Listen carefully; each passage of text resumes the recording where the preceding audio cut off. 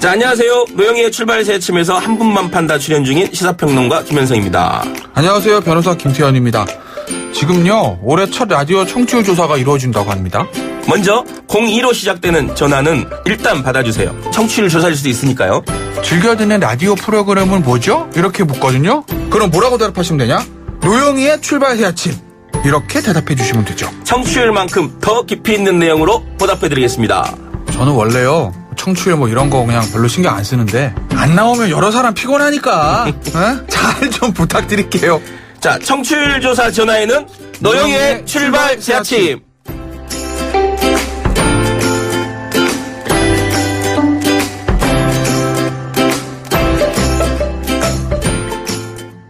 네, 우리 화요일에 한 분만 판다 코너에 두 인기인 우리 이번 청취율 조사 얘기를 해주셨는데 여러분 신경 써주세요. 자, 그리고요. 배우 주진모 씨 등 10여 명의 연예인들의 개인정보가 지난번에 해킹당했다라고 하는 소식도 금요일에 들려드린 적이 있습니다. 우리 김대호 연예전문기자가 아주 생생하게 본인의 경험을 살려서 얘기를 해주셨는데요. 바로 이 휴대폰 정보 해킹 문제가 사실 심각합니다. 연예인들의 휴대폰만 타겟이 되는 게 아니고 일반인들 것도 마찬가지인 것 같은데요. 사진 하면 물론이고 내가 개인적으로 누군가와 나는 문자, 메신저, 메시지 뭐 이런 여러 가지 대화 내용이 다 털릴 수 있다는 거죠.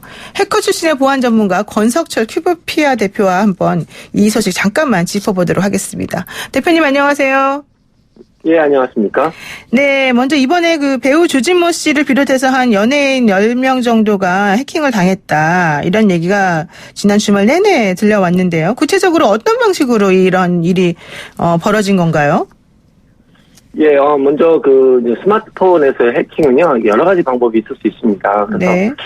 가장 먼저 스마트폰에서 본인의 실수로 악성 코드가 삽입되어서 있는 메일을 열거나 메시지를 실수로 여는 경우가 어떻게 보면 해커에게 해커가 장악하는 경우가 있고요. 그 다음에 스마트폰에서 보통 클라우드 서비스라는 게 있는데, 네. 아이디 비밀번호가 유출됐을 경우, 그리고 또 악의적인 방법으로 만들어진 앱이 있는데 그 앱을 설치해서 실행했을 경우 이런 경우가 있습니다. 네. 이번 경우에는 사실 해커만이 이런 내용을 알 수가 있습니다. 네. 여보세요? 네네.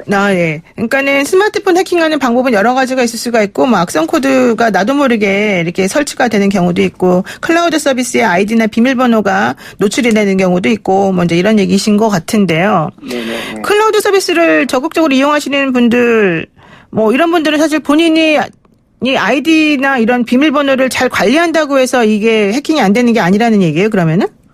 예, 결국에는 클라우드 서비스 자체를 아이디 패스워드를 쉬운 걸 쓴다든가, 네. 아니면 자신이 지금 클라우드 서비스 쓰는지 안 쓰는지 모르는 분들도 많이 계시거든요. 네, 맞아요. 그러다 보니까, 그런 경우가 해커에게는 또 다른 타깃이 되는 것입니다. 그러니까 지금 지난번에도 전문가들을 얘기를 들어보니까는 클라우드 서비스 자체의 문제가 아니라 이거는 아이디나 비번 관리가 좀 허술하기 때문이다 이런 얘기 하시는 분들도 사실 있습니다만은 또 저희 일반인 입장에서 봤을 때는 우리들이 이런 거를 복잡하게 한다고 하더라도 클라우드 서비스 방어막이 좀 뚫렸기 때문에 그런 거고 이건 우리 소비자들의 문제는 아니지 않느냐 이런 얘기를 하기도 하거든요.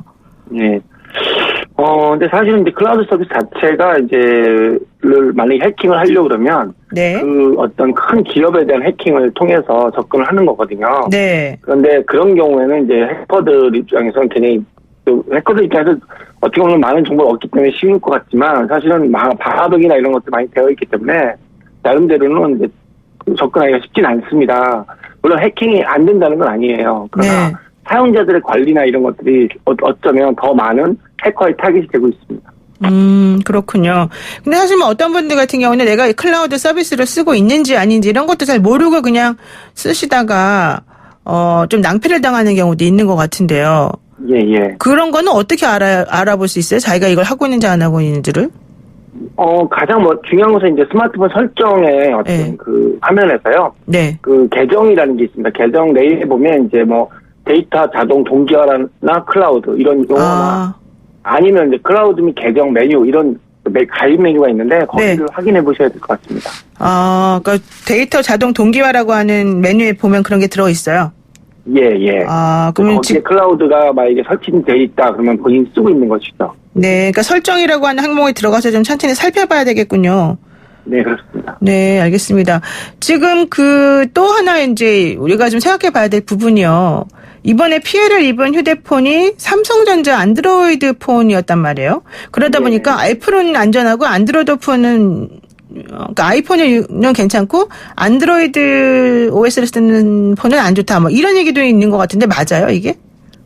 이제 결국에는 이제 안드로이드 폰과 아이폰의 차이인데요. 네. 안드로이드는 이제 개방형 OS, 우리가 이제 누구나 접근할 네네. 수 있는 OS라고 분석을 보시면 됩니다. 그러니까 해커들은 좀 쉽게 분석할 수 있고 쉽게 접근할 수 있다는 거고 네. 폐쇄형 OS인 아이폰은 아무래도 해커들이 좀 접근하기 좀 쉽지 않거든요. 네. 그러다 보니까 이제 안드로이드가 많이 해킹에 타겟이 되고 있습니다. 그러면은 이 삼성 휴대폰을 만드는 측, 이렇게 안드로이드 폰을 만드는 뭐 LG든 이런 측에서도 우리 소비자들에게 이런 거는 우리가 뭐 보안을 강화해 주겠다. 이건 어떻게 해라. 이런 알려주는 그런 정보도 좀 필요할 것 같은데 예. 어떻게 하면 좋을까요, 우리가? 결국에는 이제 그런 스마트폰에서도 클라우드 서비스라는 것이 어떻게 보면 보안을 강화하는 것보다는 편리성이 더 많거든요. 오히려 사용자들이 사용할 때 백업을 할 수 있도록 하는 건데 거기에 대한 어떤 좀 적극적인 어떤 보안에 대한 홍보라든가 이런 것들을 좀 더 강화할 필요는 있습니다. 사용자들의 보안적 의식이 필요한 영역입니다. 그러니까 제조사에서도 그런 것들에 대해서 안내를 잘해야 되지만 우리 소비자들도 스스로가 좀 보안에 신경을 더 많이 써야 된다. 예, 그렇습니다. 그리고 그런 것들을 좀 확인해야 된다. 예. 그렇죠. 스마트폰 내에서 있는 데이터가 네. 바깥에서 데이터가 저장되어 있는 것이니까 그 부분에 대한 접근에 대해서 보안적 어떤 아이디 패스워드를 좀 더 어렵게 만든다든가 이런 게 필요합니다. 그렇군요. 뭐 아이디 패스워드 어렵게 만드는 거 뭐 무슨 난수표를 이용한다 이런 것도 있던데 잘 들어도 모르겠어서 여러분들 공부를 좀 하셔야 될 것 같고요. 마지막으로 휴대폰에 절대 저장해두면 안 되는 그런 것들은 뭐가 있을까요? 사실은 이제 아무래도 휴대폰에 있는 데이터나 이런 것들에 대해서 해킹을 당할 수 있다는 가정하에서 보면 우리가 사용하는 신분증이나 또 신용카드 또는 비밀번호 또는 자신만이 가지고 있는 개인 프라이버시 어떤 촬영 영상 네. 이런 것들에 대해서 사실 접근을 많이 할 수 있기 때문에 그런 부분에서 관리를 잘 하시는 게 좋습니다. 아예 외부 저장소에다가 딱 저장해 놓는 게 제일 낫겠군요. 클라우드 같은 데 놓지 말고.